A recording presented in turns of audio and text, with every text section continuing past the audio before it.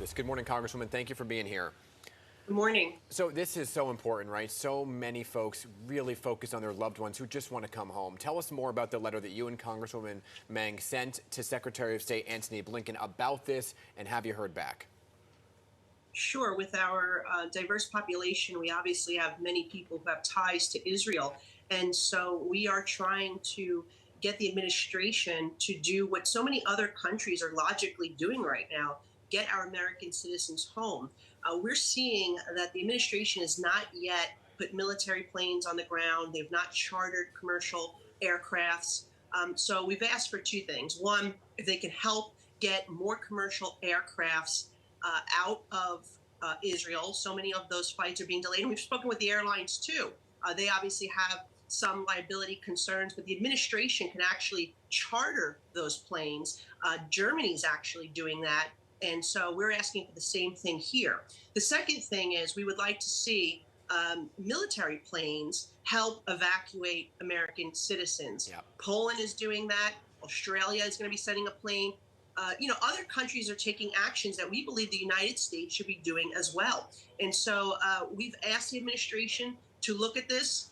And I'm hopeful that the State Department, as well as the Department of Defense, will develop an evacuation plan because one is needed. Quite frankly, one should already be in place. Yeah. We've been through this with Afghanistan, with Ukraine. My office was successful in getting family members home. And it did take a while for these agencies to get it together. But in this case, this is the third time we're going through this.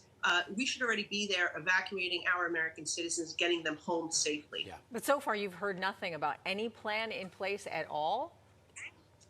So we did not have a positive conversation yesterday. I'll be honest about that with the administration. However, I'm hopeful that that will change in the next 24 hours. It is critical. And now that we are showing bipartisan great support for members of Congress for our plan, I think that Representative Grace Meng and I can be successful here. Okay. We've also spoken, so people know, with commercial airlines about increasing their flights. There's a lot of questions about that because other countries, their airlines are still operating. We're seeing not a lot of the American airlines operating. We had a former colleague of ours in Israel. She's currently still there trying. So many of those commercial flights were canceled, right? And the advice has always been, well, go through the State Department and so on and so forth. I don't know how many folks from Poland or Australia are actually in Israel. We're laser focused on the Americans. How many Americans are actually there, and what kind of operation would this be to get everybody out? There's got to be thousands of individuals there. And that's the reason why the State Department has asked people to register so they can get a full accounting of how many Americans are there and where they are located. Because obviously it's very different evacuating somebody from the north in Tel Aviv than it is from the south if the individual is near or in Gaza. So that is, I think, very important for the State Department to know, but it's got to be followed up with an action plan. So just to be clear, I don't mean to cut you off. I just want to make laser focus because some folks here at State Department and they're like, well, they're not really doing much for us, but it's important to log on and register so people know how many and where. Exactly, and they could do that at cacms.state.gov.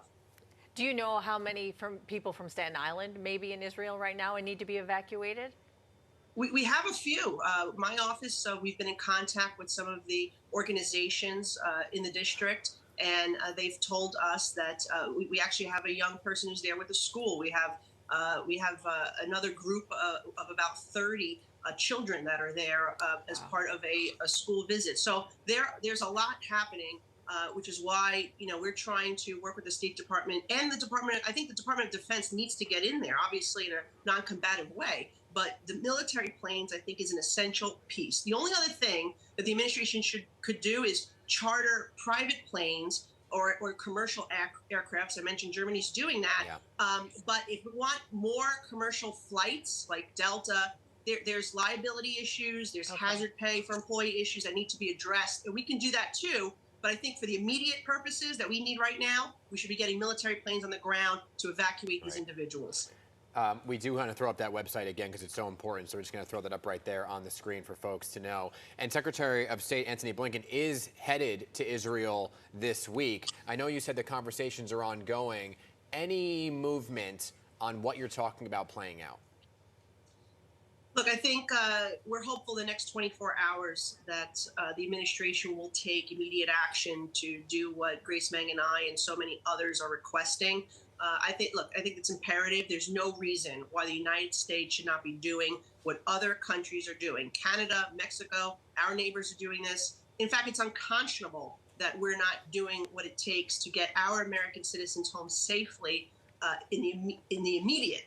All right, this cannot be delayed because, as you Okay. know, there's a potential for more hostage takers. There's a potential Yes. for other deaths, and so we should be looking at hostage teams, by the way, to Yes. try to help get our Americans who could be held hostage. And we know that there are some missing, and we're afraid that they could be among the hostages. Unfortunately, we've run out of time, but I need to ask you, a closed-door vote is expected today on the next House Speaker.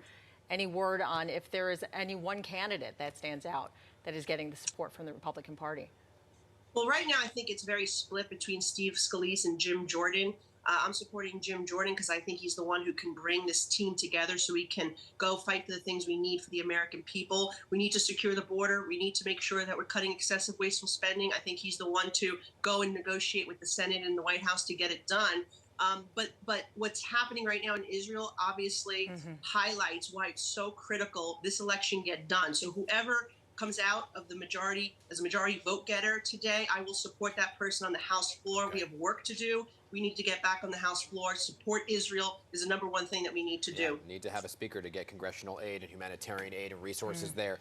Congresswoman, thank you for being here today and continue to keep us posted on what the situation is, okay?